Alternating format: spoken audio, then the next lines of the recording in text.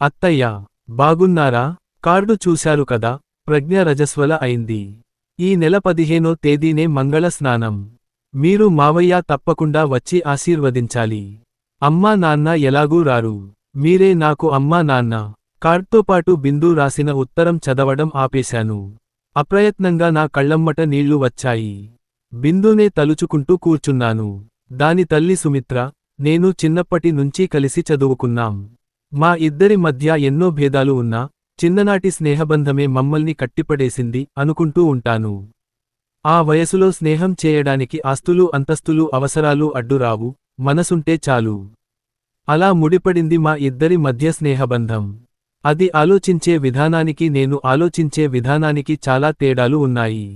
నావి ఆధునిక భావాలు, దానివి పాతకాలం నాటి బూజు పట్టిన ఆలోచనలు. అక్కడే మా ఇద్దరికీ అభిప్రాయ భేదాలు వచ్చేవి. చదువు అయిపోయాక మా ఇద్దరికీ పెళ్ళిళ్ళు అయ్యాయి. నాది కులాంతర వివాహం, దానిది సంప్రదాయ వివాహం. నేను వివేక్తో ప్రేమలో పడ్డప్పుడే అది వ్యతిరేకించింది. ఎన్ని చెప్పినా, నేను ఒప్పుకోకపోయేసరికి మా పెళ్లి ఎలాగైనా ఆపాలని మా నాన్నకు చెప్పేసింది మా ప్రేమ సంగతి. ఆ రోజుల్లో ప్రేమ పెళ్లిళ్లకు చాలా వ్యతిరేకత ఉండేది. మా నాన్న అందుకు మినహాయింపు కాదు కాబట్టి, నన్ను చాలా ఇబ్బంది పెట్టాడు. గదిలో పెట్టి తాళం వేసేసి పెళ్లి సంబంధాలు వెతకసాగాడు. ఎలాగోలా ఇంట్లోంచి తప్పించుకుని, వివేక్తో రహస్య వివాహం చేసుకున్నాను. 4 ఏళ్ల వరకు నాన్న నాతో మాట్లాడలేదు. ఆ తర్వాత కాస్త కరిగి, మమ్మల్ని కలుపుకున్నాడు. నాకు 2 మగపిల్లలు పుట్టారు. ఆడపిల్లలంటే మహా ఇష్టం నాకు. అందుకే బిందుని సొంత కూతురిలా చూసుకునేదాన్ని. మావారి ఉద్యోగరీత్యా మేము చాలా కాలం భువనేశ్వర్లో ఉంటూ వచ్చాం. ఓసారి వేసవి సెలవులకు మా పిల్లలు ఆశ్లేష్, అభినవ్లను తీసుకుని విశాఖపట్నంలో ఉంటున్న సుమిత్ర ఇంటికి వచ్చాను. బిందుది మా పిల్లల ఈడే కనుక, ముగ్గురూ కలిసి ఆడుకుంటారన్న ఆలోచనతో ఉన్న నేను, ఇంట్లో బిందు కనిపించకపోయేసరికి ఆశ్చర్యపోయాను. ఆ విషయమే అడిగితే, ట్యూషన్కి వెళ్ళింది. 9 నుంచి 11 వరకు అంటూ కాఫీ అందించింది సుమిత్ర. ట్యూషన్కా? ఇప్పుడా? సెలవులే కదా ఆశ్చర్యపోతూ అడిగాను. రేపు జూన్లో 9th క్లాస్లో చేరుతుంది కదా. ముందుగానే మ్యాథ్స్, ఫిజిక్స్ సిలబస్ చెప్పిస్తున్నాను అనేసరికి ఏం మాట్లాడాలో అర్థం కాలేదు. టైం చూసుకుని 10:30 కావస్తోంది. అరగంటలో వచ్చేస్తుందన్నమాట. మీరలా తోటలోకి వెళ్ళి ఆడుకోండిరా. ఈలోగా బిందు వచ్చేస్తుంది అన్నాను మా పిల్లలతో. వాళ్లు కదిలే లోపల, ఆ తర్వాత కూడా దానికి క్లాస్ ఉంది. అయినా నాకు కాస్త ముందుగా చెప్పొద్దా? ఇలా చెప్పా పెట్టకుండా వచ్చేస్తే, మీ పిల్లలకు బోర్ కొట్టదు అంది, అంతా నా తప్పే అయినట్లు. మళ్ళీ ఏం క్లాసే, సెలవుల్లో కూడా అంటూ విసుక్కున్నాను. 11 నుంచి 12:30 వరకు సంస్కృత పద్యాలు వల్లే వేయిస్తారు, ఈ పక్కనున్న ఆలయంలో. అక్కడి నుంచి వచ్చాక, భోంచేసి కాసేపు రెస్ట్ తీసుకుంటుంది. మళ్ళీ 2 గంటలకు పక్క వీధిలో ఉన్న శేషయ్య మాస్టారి ఇంటికి వెళ్ళి అక్కడ 3 గంటల వరకు ఇంగ్లీషు గ్రామర్ నేర్చుకుంటుంది. 3 నుంచి 4 వరకు అంటూ చెప్పుకుపోతుంటే నా బుర్ర గిర్రున తిరిగినట్లు అనిపించింది. సాయంత్రం 6 వరకు సాగదీయబడిన ఆ టైం టేబుల్ నాకు పిచ్చెక్కించింది. సాయంత్రం మళ్ళీ వస్తానని చెప్పి, బయల్దేరాను. సాయంత్రం 6 గంటలకు సుమిత్ర ఇల్లు చేరుకున్నాం. బిందు ఇంటికి వచ్చేసరికి 6 దాటిపోయింది. వస్తూనే నా మెడ చుట్టూ చేతులు వేసి, ఎన్నాళ్లయింది అత్తయ్య, నిన్ను చూసి అని మా పిల్లల వైపు తిరిగి, అబ్బో, పెద్దవాళ్లు అయిపోయారే వీళ్ళిద్దరూ అంది వాళ్ల చేతులు పట్టుకుంటూ. నువ్వు మాత్రం చిన్నగా ఉండిపోయావా? వాళ్లకన్నా నువ్వే పెద్దగా కనిపిస్తున్నావు అంటే నవ్వేసింది. రాత్రి 8 గంటలకుగాని నాకు బిందుతో ఒంటరిగా మాట్లాడే అవకాశం రాలేదు. ఆ టైంకి వచ్చే ఇంగ్లీషు సీరియల్ చూస్తూ మా పిల్లలు హాల్లో అతుక్కుపోయారు. సుమిత్ర వంటపంలో మునిగిపోయింది. ఏమిటి, మీ అమ్మ నిన్ను అలా రాచి రంపాన పెట్టేస్తోంది? సెలవుల్లో కూడా ఎంజాయ్ చేయనీయదా అంటూ అడిగాను. జీవం లేనట్లుగా నవ్వింది. అది చూడగానే నా మనసు చివుక్కుమంది. అమ్మతో అంతా బాగానే ఉంటుందత్తయ్యా, కాని ఆవిడ ఆలోచనలు పద్ధతులే నాకు బాధ కలిగించేలా ఉంటాయి. ఈ వేసవి సెలవుల్లో క్లాసులు ఒక్కటే కాదు, నిరంతరం ఏదో విధంగా నన్ను ఇబ్బంది పెడుతూనే ఉంటుంది. నీకు తెలుసుగా, నా తర్వాత అమ్మకు పిల్లలు పుట్టే అవకాశం లేకుండా పోయిందని. అప్పటినుంచి, నా ఒక్కగానొక్క కూతుర్ని వజ్రంలా తయారు చేస్తాను అంటూ కంకణం కట్టుకుంది. చిన్నప్పటి నుంచి నన్ను ఒక గొప్ప స్థానంలో చూడాలని తన కోరిక. ఫస్ట్ స్టాండర్డ్ నుంచే నా చదువు విషయంలో జోక్యం చేసుకోవడం మొదలుపెట్టింది. స్కూల్లో పేపర్ షోయింగ్ రోజు వచ్చిందంటే నా గుండెలు దడదడలాడేవి. అన్ని సబ్జెక్టుల్లోనూ నేనే ఫస్ట్ రావాలి. మరొకరికి ఎవరికైనా వస్తే వాళ్ల పేపర్ లాక్కుని పట్టి చూస్తూ ఈ ప్రశ్నకు సమాధానం సరిపోలేదు. ఫుల్ మార్కులు ఎలా ఇచ్చారు? మీరిలా అడ్డదిడ్డంగా దిద్దడం వల్లే మా అమ్మాయికి అన్యాయం జరుగుతోంది. ఈ 2 పేపర్లు రీవాల్యూ చేయండి అంటూ టీచర్ల మీద ఎగిరిపడేది. ఆ తంతు చూసి అంత చిన్న వయసులో కూడా నేను సిగ్గుపడాల్సి వచ్చేది. చదువు ఒకటే కాదు, ఆటల్లోనూ ఫ్యాన్సీ డ్రెస్ పోటీల్లోనూ నేనే ఫస్ట్ రావాలి. తేడా వస్తే మొహమాటం లేకుండా విరుచుకు పడిపోయేది మా టీచర్ల మీద. ఆ పరిస్థితి రాకుండా ఉండటానికి నేను చాలా కష్టపడేదాన్ని. అన్ని సబ్జెక్టుల్లోనూ ఫస్ట్ వచ్చేదాన్ని. స్కూల్లో అమ్మ రాద్ధాంతం చేయడానికి అవకాశం ఇచ్చేదాన్ని కాదు. 7th స్టాండర్డ్కు వచ్చే వరకు నా ఇబ్బందులు ఒక విధంగా ఉంటే అది దాటాక మరొక రకపు ఇబ్బందులు కష్టాలు మొదలయ్యాయి. అప్పటినుంచి అమ్మ పెట్టే ఆంక్షలు చూస్తే నేను చిన్నపిల్లనో పెద్దదాన్నో తెలిసేది కాదు. బట్టలు సరిగ్గా వేసుకో, నువ్వు ఇంకా చిన్నపిల్లవని అనుకుంటున్నావా అనేది ఒక్కొక్కసారి.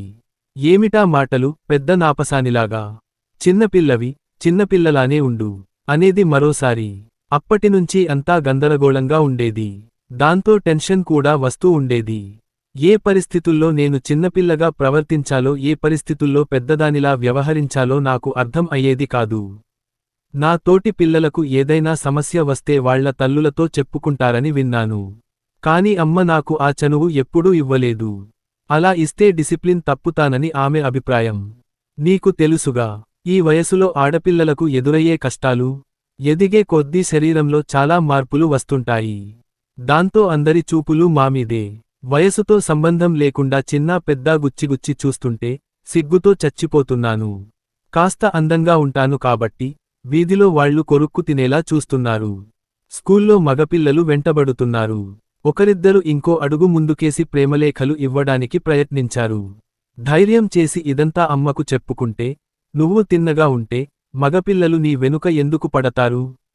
లోపమంతా నీలోనే ఉందనిపిస్తుంది అనేసింది అంటూ కన్నీళ్లు పెట్టుకుంది.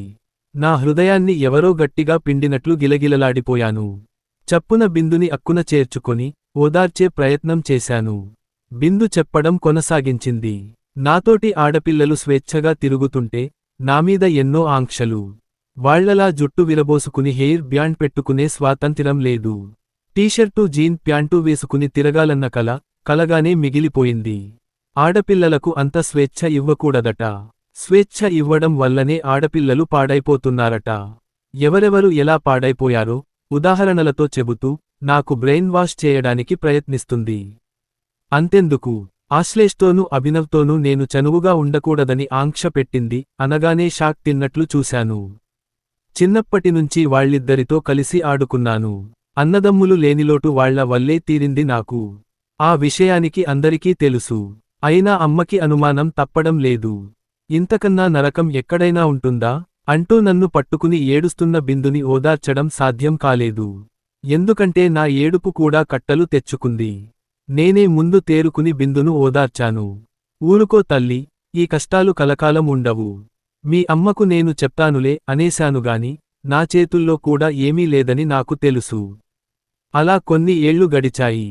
మంచి మార్కులతో బిందు ఇంటర్మీడియట్ పాస్ అయింది. హైదరాబాదులో పేరుగాంచిన విమెన్స్ ఇంజనీరింగ్ కాలేజీలో బిందుని చేర్చింది సుమిత్ర. దూరంగా పంపడం ఇష్టం లేకపోయినా అక్కడ క్యాంపస్ ప్లేస్మెంట్లు ఎక్కువగా ఉంటాయని, బీటెక్ పూర్తయిన వెంటనే మంచి ఉద్యోగం దొరుకుతుందని అక్కడే చేర్చాల్సి వచ్చింది. అక్కడ కూడా సుమిత్ర తక్కువేమీ తినలేదు. బిందు రూమ్మేట్స్తో మీటింగ్ పెట్టి ఆడపిల్లలు ఎలా ఉండాలి, ఏమేమి చేయకూడదు అంటూ నీతి బోధలు చేయడమే కాకుండా వార్డెన్కు కూతురి గురించి అనేక జాగ్రత్తలు చెప్పి ఆమె ఫోన్ నంబర్ తీసుకుని రోజూ ఫోన్ చేసి కూతురి గురించి తెలుసుకుంటానని చెప్పింది. అలాంటి పేరెంట్స్ని ఎప్పుడూ చూడని వార్డెన్కి దిమ్మ తిరిగిపోయింది. ఒకసారి అనుకోకుండా నేను మావారు హైదరాబాద్ రావాల్సి వచ్చింది. మావారి బాబాయికి గుండెనొప్పి రావడంతో హాస్పిటల్లో జాయిన్ అయ్యారు. ఆయన్ని చూడడానికి టాక్సీలో బయలుదేరాం. కాని దారిలో టాక్సీ ట్రబుల్ ఇచ్చింది. డ్రైవర్ రిపేర్ చేస్తుండగా మావారు అక్కడే ఉండిపోయారు. నేను అలా నడుస్తూ చల్లగా వీచే గాలిని ఆస్వాదిస్తూ ఉండగా కాస్త దూరంలో కొంతమంది ఆడపిల్లలు హడావిడి చేస్తూ కనిపించారు. వాళ్ల హడావిడి ఏమిటో చూద్దామని అటువైపుగా నడిచాను. ట్రాఫిక్ లేకుండా ఖాళీగా ఉన్న రోడ్డు పక్కన బర్త్డే పార్టీ చేసుకుంటున్నారు. ఒక అమ్మాయి కేక్ కట్ చేస్తుంటే మిగిలిన పిల్లలు బర్త్డే సాంగ్ పాడుతూ గ్రీట్ చేస్తున్నారు. అందరి చేతుల్లోనూ బీర్ సీసాలు ఉన్నాయి. వాళ్ల గెటప్లు అల్ట్రా మోడ్రన్గా ఉన్నాయి. పొట్టి నిక్కర్లు, స్కర్ట్లు, బిగుతుగా ఉన్న షర్టులు సిటీ కల్చర్ని ప్రతిబింబిస్తున్నాయి. వాళ్లలో హుషారుగా కేకలేస్తున్న బిందును చూసి నాకు మతిపోయింది. అక్కడున్న వాళ్లెవరికీ తీసిపోనట్లుంది దాని డ్రస్సు. అప్పటికే 2 బీరు సీసాలు ఖాళీ చేసినట్లుంది. దాని వాలకం చూస్తే అక్కడ ఏమీ అనడం బాగుండదని దానికి కనపడకుండా అక్కడ నుంచి తప్పుకున్నాను. మర్నాడు బిందుని కలిశాను దాని హాస్టల్లో. నెమ్మదిగా నిన్న జరిగింది అంతా చూసినట్లు చెప్పాను. దాంతో అది షాక్ తింది. తప్పు చేసినట్లు తలదించుకుంది. ఏడుపు ఒక్కటే తక్కువ. నీలాంటి అమ్మాయి ఇలా మారడం సహజం. ఇంటి దగ్గర ఎన్నో ఆంక్షలతో జైల్లో గడిపినట్లు బతికావు. ఇప్పుడు ఒక్కసారిగా స్వేచ్ఛ వచ్చేసరికి దాన్ని దుర్వినియోగం చేస్తున్నావు. తప్పుదారిలో వెళ్తున్నావు. నీ తప్పు తెలుసుకో. ఆడపిల్లలనే కాదు, ఏ పిల్లలకైనా స్వేచ్ఛ ఎంత అవసరమో నియంత్రణ కూడా అంతే అవసరం. ఇలా హద్దు మీరడం ఎవరికీ మంచిది కాదు. తల్లి తర్వాత తల్లిలా చెప్తున్నాను. నా మాట వింటావు కదూ అంటూ తన చేతుల్ని నా చేతుల్లోకి తీసుకున్నాను. అదేన్మాట అత్తయ్య, మీరు నాకు తల్లి కన్నా ఎక్కువే. నిజమే, నేను తప్పు చేశాను. ఇకనుంచి చెడు మార్గంలో నడవను. నేనెంతో ప్రాణంగా ప్రేమించే మీమీద ఒట్టేసి చెప్తున్నాను అంది నా చేతుల్లో ముఖం దాచుకుంటూ. ఆర్తిగా దగ్గరికి తీసుకుని దాని నుదుటిమీద ముద్దు పెట్టి, నాకు నమ్మకం ఉంది. ప్రమాణం చేయనవసరం లేదు అన్నాను. ఆనాటి నుంచి బిందు ప్రవర్తన పూర్తిగా మారిపోయింది. బుద్ధిగా ఉండి చదువు పూర్తి చేసింది. ఇదే మాస శివరాత్రి విశిష్టత. ఇంటికి తిరిగి వచ్చాక బిందు మీద ఒత్తిడి మళ్లీ పెరిగింది. ఈసారి కారణం పెళ్లి సంబంధాలు. బిందు ఎక్కడ ఉద్యోగం చేసినా తమతో పాటు అల్లుడు కూడా ఆ ఊర్లో ఉండాలని కండిషన్ పెట్టింది సుమిత్ర. ఆ కండిషన్ కారణంగా చాలా మంచి సంబంధాలు తప్పిపోయాయి. తల్లి మాట వింటే తన జీవితం నాశనం అయిపోతుందని గ్రహించిన బిందు 6 నెలలు ఓపిక పట్టి ఆ తర్వాత తన క్లాస్మేట్ అరవింద్ను రహస్యంగా వివాహం చేసుకుని చెన్నైకి వెళ్లిపోయింది. అప్పటినుంచి సుమిత్ర కూతురుతోనే కాకుండా నాతో కూడా అన్ని సంబంధాలు తెంచేసుకుంది. నువ్వు ఒక పాడుపని చేసి దానికో మార్గం చూపించావు. నీవల్లే అది అలాంటి పెళ్లి చేసుకుంది అంటూ నామీద మండిపడింది. ఇప్పటికీ సుమిత్ర కోపం చల్లారలేదు. తన మనసు మారలేదు. ప్రజ్ఞ ఫంక్షన్కి నేను మావారు ఆశ్లేష్ వెళ్లేసరికి బిందు ముఖం 1000 క్యాండిల్ బల్బులా వెలిగిపోయింది. మావాడు ప్రజ్ఞకు మంచి బట్టలు పెట్టి 2 తులాల గొలుసు మెళ్ళో వేసి మనస్ఫూర్తిగా దీవించి మేనమామ బాధ్యత నిర్వహించాడు. ఇది నా అనుకోని అదృష్టం అని అంటూ బిందు నన్ను వాటేసుకుని ఆనందబాష్పాలు రాల్చిన దృశ్యం నేనెప్పటికీ మర్చిపోలేను. ఆ తతంగం పూర్తి అవుతుండగా బిందు తండ్రి సూర్యం ఇంట్లో అడుగుపెట్టేసరికి అందరం సంభ్రమాశ్చర్యాలతో చూస్తూ ఉండిపోయాం. మొట్టమొదటిసారిగా మనవరాలిని చూస్తున్న సూర్యాన్ని ఆనందం, దుఃఖం కలగలపుగా చుట్టుముట్టడంతో వివసుడైనట్లుగా ఉండిపోయాడు చాలాసేపు. భార్యకు తెలియకుండా అతను వచ్చినట్లు తెలిసింది. నీకు మంచి రోజులొచ్చాయి. త్వరలోనే మీ అమ్మ కూడా వస్తుంది అన్నాను నా ఆశాభావాన్ని వ్యక్తం చేస్తూ. నాకు అదే ఆశ అంది ఆనందంగా. వెళ్లే ముందు బిందుతో, ఇక నీ కూతురికి మొదలవుతాయి టీనేజ్ సమస్యలు. ఒక తల్లి ఎలా ఉండకూడదో తెలుసుకున్నావు కదా ప్రజ్ఞ, మరో బిందులా బాధపడకూడదు. నీ కూతురికి అమ్మకన్నా ముందు నువ్వు మంచి స్నేహితురాలివి కావాలి అన్నాను. తప్పకుండా అత్తయ్యా, నా అనుభవాల నుంచి ఎన్నో పాఠాలు నేర్చుకున్నాను. మరచిపోను అంది బిందు ప్రేమగా నా చేతిలో చెయ్యి వేస్తూ.